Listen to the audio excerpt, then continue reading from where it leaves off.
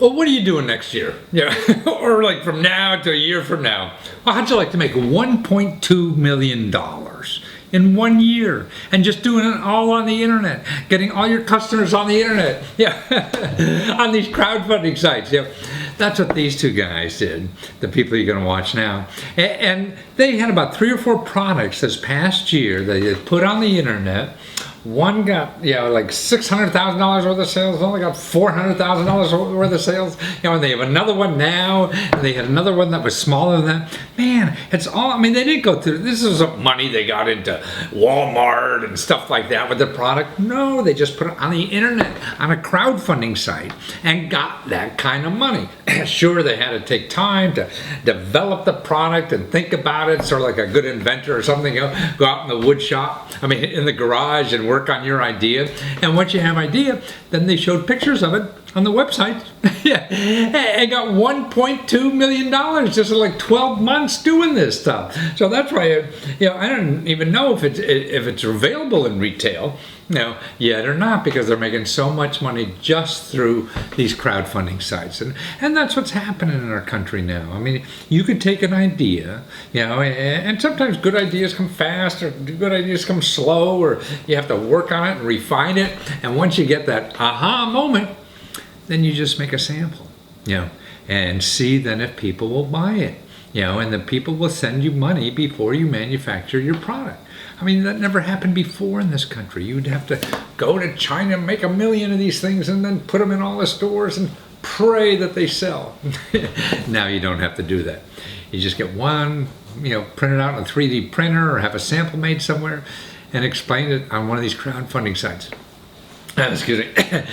and that's, $1 million. Who would have thought? I mean, the whole game is changing now in our growth and our development, because we could do things faster. So you fail. Say if they fail with the lock, then they'd go back and think of something else, and they didn't have to expend all that money on all this wasted energy and effort making millions of these things and distributing them all over and see if the consumers really like them.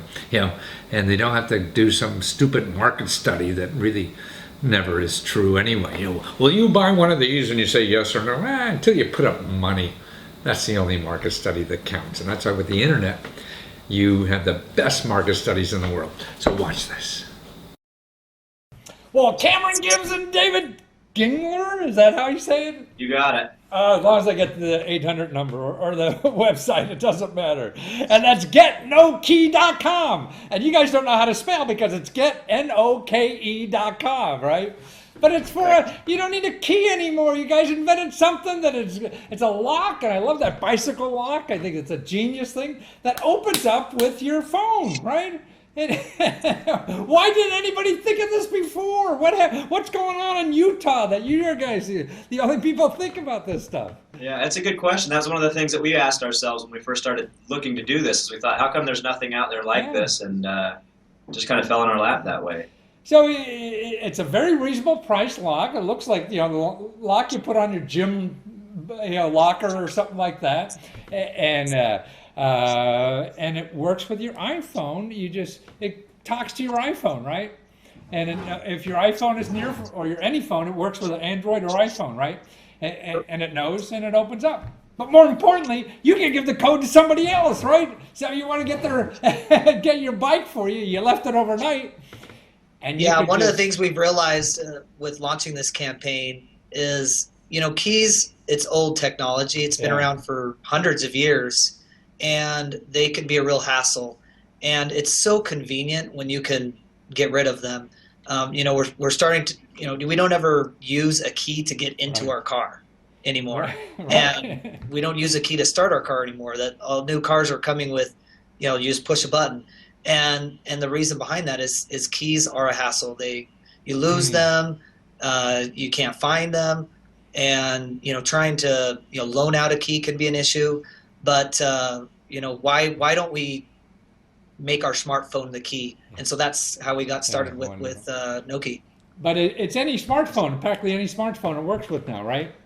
Correct. It'll work with Apple or Android, and the way it works is basically you walk up to the padlock and you click on the padlock, and what that does is it wakes it up. and then it begins looking for a smartphone with a compatible key, and once it sees it, it'll unlock.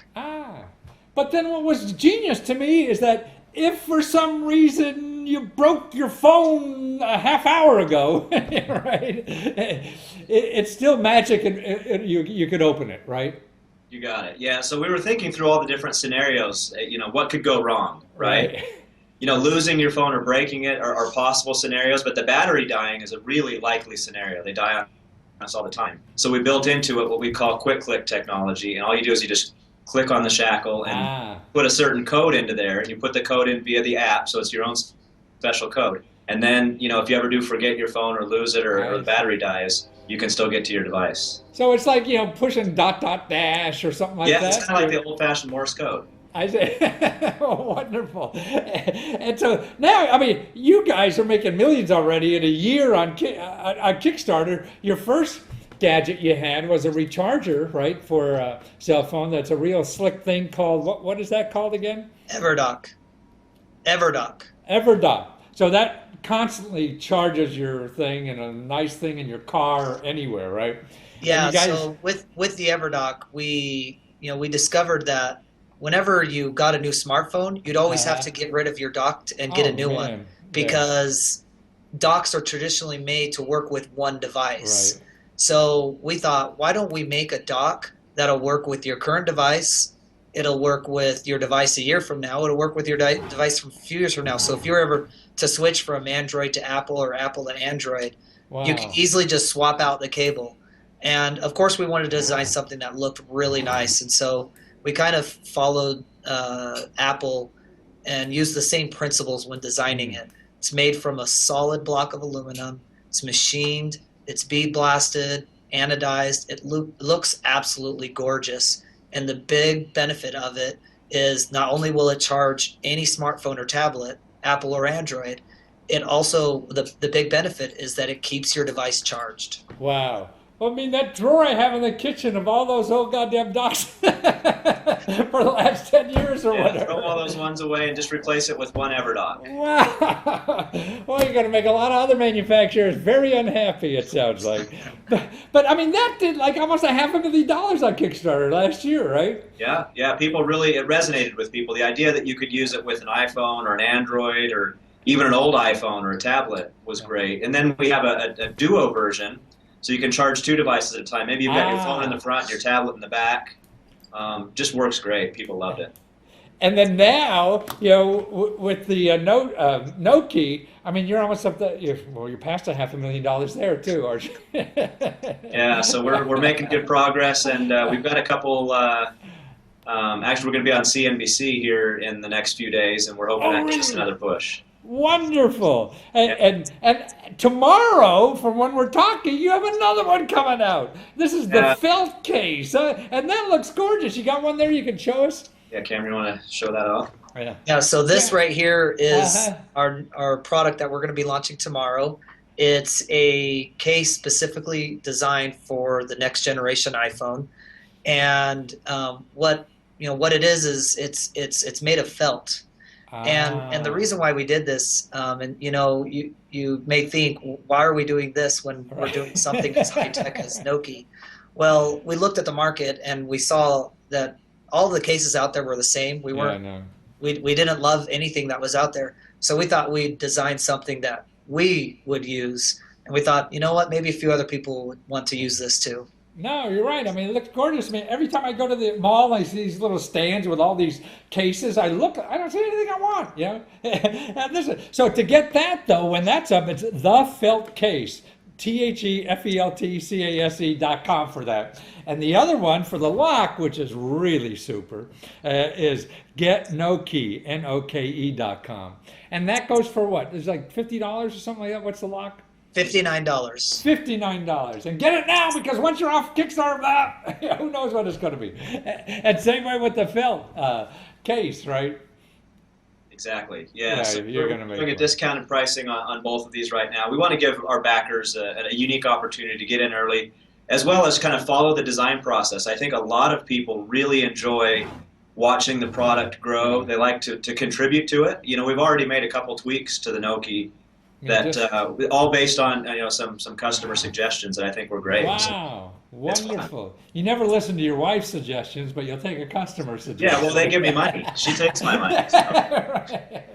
Oh, wonderful. Okay, for Noki, getnoki.com and thefiltcase.com. Thank you, guys. All right, thank you. Thanks, Matthew.